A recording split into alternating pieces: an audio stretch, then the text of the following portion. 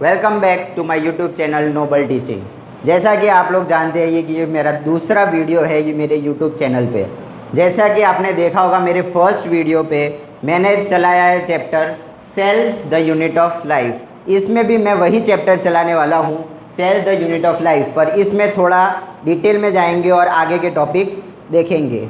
जैसा कि आपने वो पहले वीडियो में मुझे लाइक किया, शेयर किया, कमेंट किया, इसी तरह मुझे उम्मीद है कि ये वीडियो में भी आप मुझे उसी तरह से पसंद करेंगे, शेयर करेंगे और कमेंट भी करेंगे। तो चलो आज हम देखते हैं cell the unit of life part 2, right. इसके अंदर सेल तो हमने कल देखा था, कल के वीडियो में देखा होगा आपने कि सेल डिस्कवर किया किसने, तो आप लोग जानते होंगे, राइट। आप लोग जानते हैं रॉबर्ट हुक ने डिस्कवर किया सेल। कब किया? 1665 में उसने डिस्कवर किया सेल। अब सेल के हिसाब से उसने ऑर्गेनिजम्स डिवाइड करना स्टार्ट किया साइंस के इवोल्यूशन के हिसाब से। अब एक सेल है, दो सेल है या दो से ज़्यादा सेल है, तो अब on the basis of number of cells how can we divide organisms. तो आज का मेरा मोस्ट ऑफ द टॉपिक इसी ऊपर होगा कि how can we divide organisms on the number of cells, right. So, on the basis of number of cells, we can divide organisms into two types, right? On the basis of number of cells, we can divide organisms in two types. First one is unicellular organisms and multicellular organisms, right? अब unicellular और multicellular, जैसा कि आप लोग नाम जानते होंगे unicellular और मल्टीसेल्यूलर। यूनिसेल्यूलर ऑर्गेनिजम्स मतलब single cell, multicellular organisms more than 2 cells. ये मैंने तुम्हारे डिस्क्रिप्शन के मतलब इजीनेस के लिए लिखा है, पर अगर आपको इसकी डेफिनेशन लिखनी है तो आप लोग इसे नोट कर सकते हैं।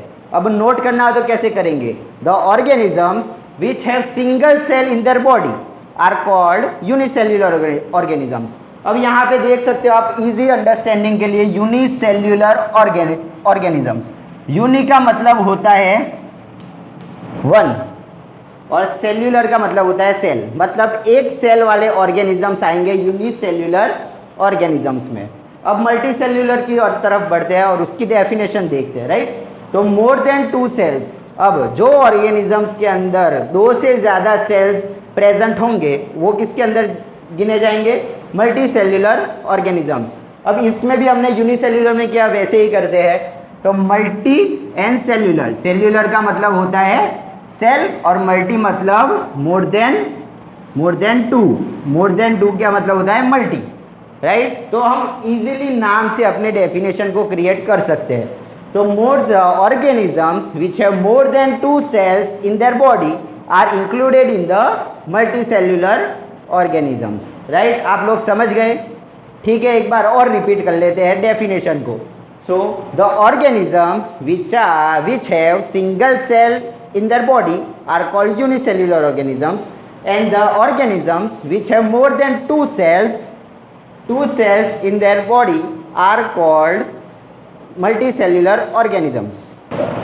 So definition of multicellular organisms: more than two cells present in the body are called multicellular organisms. अब यहाँ पे देखेंगे more than 2 का मतलब होता है एक से ज़्यादा। मोर देन 2 का मतलब 2 से ज़्यादा, पर आपको याद रहे इसकी वजह से मैंने लिखा है मोर देन 2।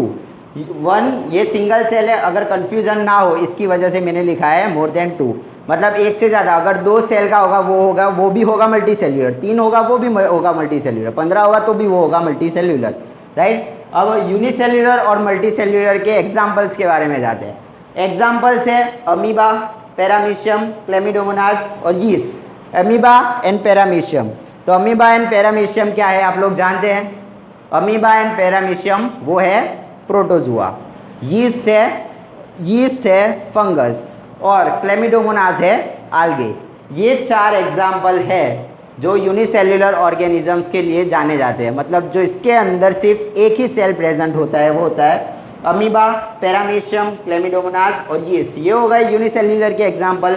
अब जाते हैं मल्टी सेल्यूलर के एग्जाम्पल की तरफ। मल्टी सेल्यूलर के एग्जाम्पल आप चाहे जितना लिख सकते हो उतना लिख सकते हैं, जितना लिख सकते हो उतना लिख सकते हैं। जैसे कि मैंने यहाँ पर थोड़े बहुत आपके लिए लिखे हैं। First one is algae, second one is fungus, plants and animals. आप जानते होंगे कि एनिमल्स कितने सारे होते हैं, उनके अलग अलग नाम लिखने जाएंगे तो we can finish 2 to 3 pages, right. So ये हो गया algae, fungus, plants and animals. ये किसके एग्जाम्पल हो गए? Multicellular organisms, right. Once again algae, fungus, plants and animals, ये कॉमन एग्जाम्पल्स है, मतलब आप आराम से इसे बुक में या एग्जाम में इसे लिख सकते हैं। अब मैं एक नोट देना चाहता हूँ, अगर मल्टी सेल्यूलर ऑर्गेनिज्म जो भी बना होगा वो उसकी शुरुआत पहले एक सिंगल सेल से हुई होगी। तो हम यहाँ पे देख लेते हैं, every multicellular organism has come from a single cell. मतलब जब भी वो स्टार्टिंग स्टेज में होगा तब उसके पास सिर्फ एक सिंगल सेल होगा। अब आके जाके वो डिवाइड होगा, रेप्लिकेट होगा, उसका डिवीजन होगा, तब जाके वो किसके अंदर ट्रांसफॉर्म होगा? मल्टी सेल्यूलर ऑर्गेनिजम्स के अंदर वो ट्रांसफॉर्म होगा, राइट। अब देखते हैं डिफरेंट टाइप्स ऑफ सेल्स। हमारी बॉडी के अंदर ही बहुत तरह different types of cells present होते हैं, राइट। हमारी बॉडी के सम सेल्स हम देखते हैं, आज फिगर के साथ देखते हैं। ये है फर्स्ट वन,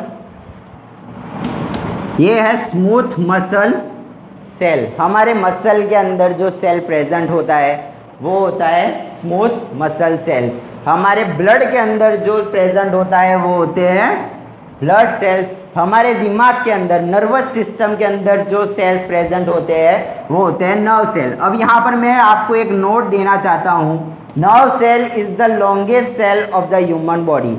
सबसे लंबा सेल ह्यूमन बॉडी में कौन सा सेल है? ये आपके क्वेश्चन में आ सकता है। सबसे लंबा सेल तो कौन सा हो सकता है? वो होगा नर्व सेल। ये होता है उसकी स्ट्रक्चर, नर्व सेल ऐसा दिखता है, राइट। अब अलग अलग दूसरे एग्जांपल्स, ये होता है फैट सेल, मतलब चर्बी के जो सेल्स होते हैं वो। अब ये होगा स्पर्म और ओवम, ये हो गए रिप्रोडक्टिव ऑर्गन्स के जो सेल्स होते हैं वो हो गए स्पर्म एंड ओवम, राइट। अब ऐसा हमारे देखते हैं, अभी ये हो गया मल्टी सेल्यूलर के एग्जाम्पल्स। अब यूनिसेल्यूलर में क्या होगा? उसके अंदर तो सिर्फ एक ही सेल होगा। हमारे अंदर जैसे मल्टी सेल्यूलर ऑर्गेनिजम्स के अंदर जैसे ही एक सेल एक टास्क परफॉर्म करता है, वैसे यूनिसेल्यूलर के अंदर एक सेल सारे के सारे टास्क परफॉर्म करता है। हमारे अंदर प्रोसेस देखते हैं, रेस्पिरेशन अलग प्रोसेस, रिप्रोडक्शन अलग प्रोसेस, नर्व सर्कुलेटरी सिस्टम वो अलग की प्रोसेस होती है, ब्लड की अलग प्रोसेस होती है, स्प्लीन सिस्टम, वो सब अलग अलग सिस्टम में होता है। अब यूनिसेल्यूलर के अंदर कैसे चल रहा? हमारे अंदर एक फंक्शन के लिए एक स्पेसिफिक सेल मौजूद है, पर यूनिसेल्यूलर ऑर्गेनिजम्स में तो सिर्फ एक ही सेल प्रेजेंट होता है। तो वो एक सेल के अंदर इतनी ताकत होती है कि वो अपने पूरे के पूरे अपने बॉडी को वो खुद संभाल सकती है, राइट। तो हमने देखा यह कल और आज के 2 वीडियो देखे, उसके अंदर हमारे अंदर 2 क्वेश्चंस अराइज होते हैं। फर्स्ट है मोस्ट इंपॉर्टेंट क्वेश्चंस होते हैं जो आजकल MCQs या 2 मार्कर्स में पूछे जाते हैं, right. First one is who discovered cell and how, and third one is why is the cell called structural and the functional unit of life. जैसे कि आपने अपनी बुक में 5.1 जैसे ही खत्म होता है वैसे ही ये 2 क्वेश्चंस आपके बुक में नीचे लिखे होंगे। Who discovered cell, how and why is the called cell structural and the functional unit of life. अब आप लोग ये पहला आंसर तो आप इजीली दे सकते हैं, हु डिस्कवर्ड सेल, राइट। आपने जब मैंने कम से कम 3 से 4 बार ये वीडियो में भी रिपीट किया और पहले के वीडियो में भी रिपीट किया था कि किसने सेल डिस्कवर किया। तो ये डिस्कवर सेल किया किसने? First discovered cell, who discovered cell? The cell was discovered by the Robert Hooke in the 1665। उसने सिंपल माइक्रोस्कोप की हेल्प से उसने कॉर्क के अंदर उसने अपने सेल ढूंढे थे, राइट। अब दूसरा ये थोड़ा कॉम्प्लिकेटेड है, why is the cell called structural and the functional unit of life. पर इतना डरने की बात नहीं है, मैंने आपके लिए एक ईजी आंसर्स लिख लिया है, अगर आप चाहे तो इसे लिख सकते हैं, right. The cell are called the structural and the functional unit of life because every organisms are made up of cells. मतलब हर एक ऑर्गेनिज्म सेल से बना हुआ था, राइट। तो हो गया उसका स्ट्रक्चर, तो हो गया। अब फंक्शन, अब हमारे बॉडी के अंदर फंक्शंस कौन करता है? ऑर्गन तो फंक्शंस करते नहीं, हमारे बॉडी के अंदर फंक्शंस करते हैं सेल। तो राइट, तो सेल भी हो गया फंक्शन ऑफ लाइफ। तो हम उसे पूरे इंग्लिश में देखते हैं। Cells are called structural and the functional unit of life because all the organisms are made up of cells and all the functions carried out in the body are also functioned and carried out by the cells. So we can easily say that the cells are the structural and the functional unit of life. Thank you very much. अगर आपने देखा होगा इसे like कीजिए, share कीजिए, subscribe भी कीजिए। Thank you.